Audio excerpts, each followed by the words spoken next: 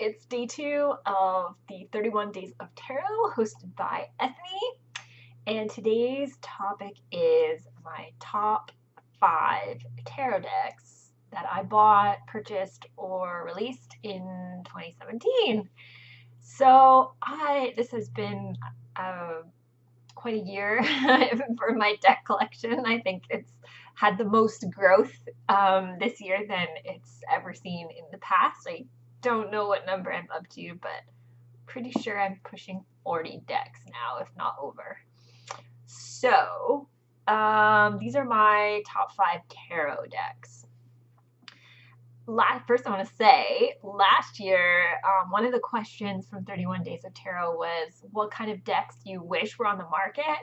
And I said I wished there were more fan decks, like more fan art. And I got my wish. Like, I feel like the market has flooded with fan decks, and a whole bunch of ones were either created or were brought to my attention. So I got my wish.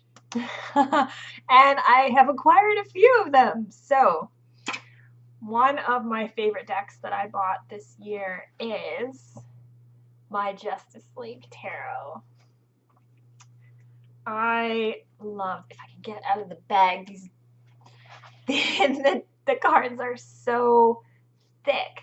Like, they must be at least 1.5 times thicker than a normal standard tarot deck. But I think this deck is very well done. Oh, that's interesting.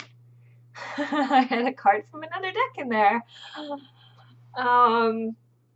Yes, I am, well, I'm not such a huge DC fan as much, but I love Batman. Some of my favorite heroes are from the DC universe, and the characters I'm not as familiar with, I am far more familiar with now because of this deck.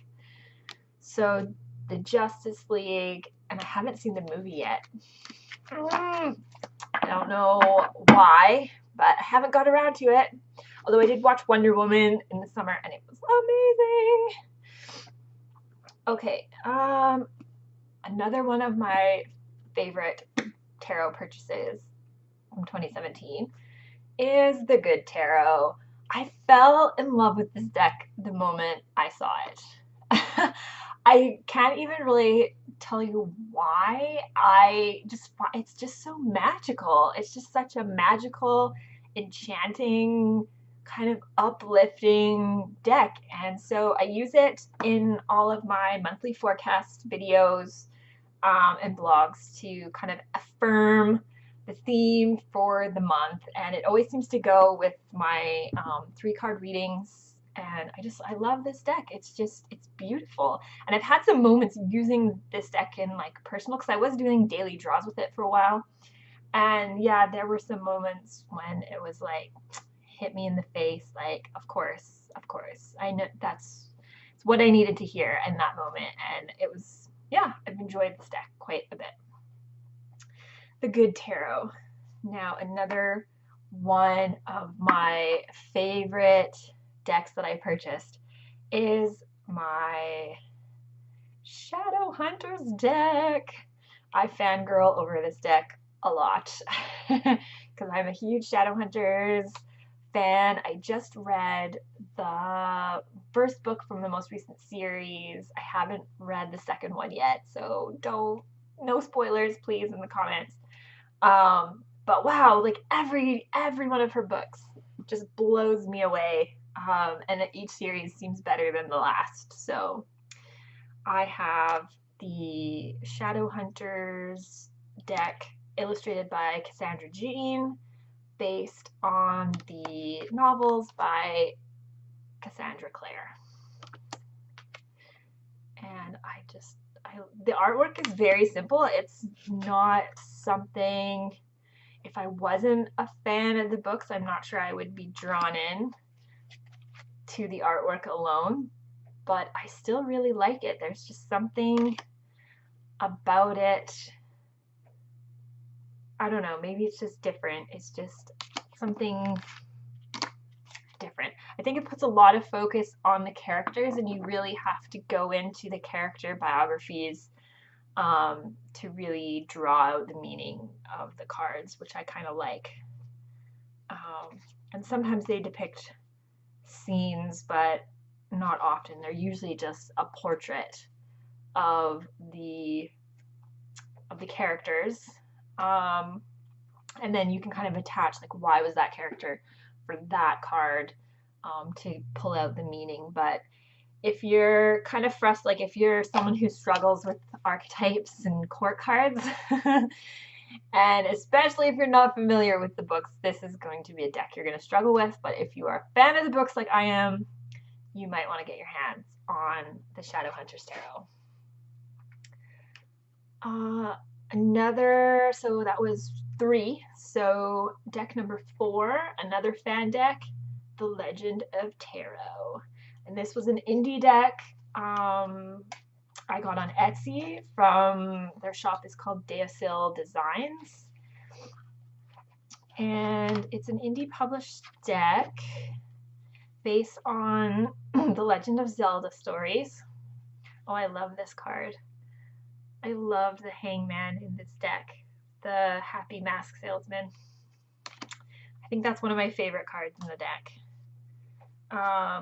The other one is Judgment. I think what a great interpretation of Judgment. If I can find it, I will show you, but otherwise I'll just flip through. So each suit has a different color border, which is okay. I don't mind. Sometimes it's kind of annoying, but. And this is, I also have the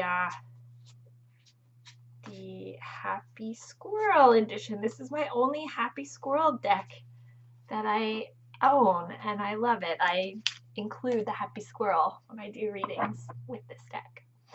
So, yeah, Legend of Tarot. Super fun and kind of nerdy. Well, very nerdy. And last but not least, I finally got my hands on the Harry Potter deck. I just watched the movie marathon on television over Christmas, which was super fun. That got me right back into the whole story. Kind of now I can look at all these cards and be reminded of what they all mean. There's Fox is the sun, the Tower. We have Severus throwing Dumbledore off the tower. So sad. Spoilers if you haven't watched the movies. It's been a long time. Swiftness. We got some Quidditch brooms. Yeah, I really like. It's all in black and white. Usually I go for colored decks, but as a big Harry Potter fan, I'm okay with it just being in pencil. Yeah, I think this is a really well done deck, and the artwork is very well done.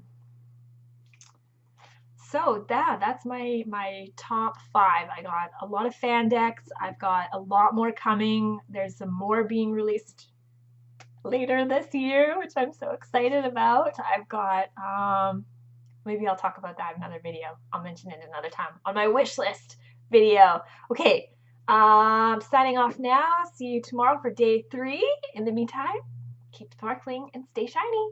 Bye.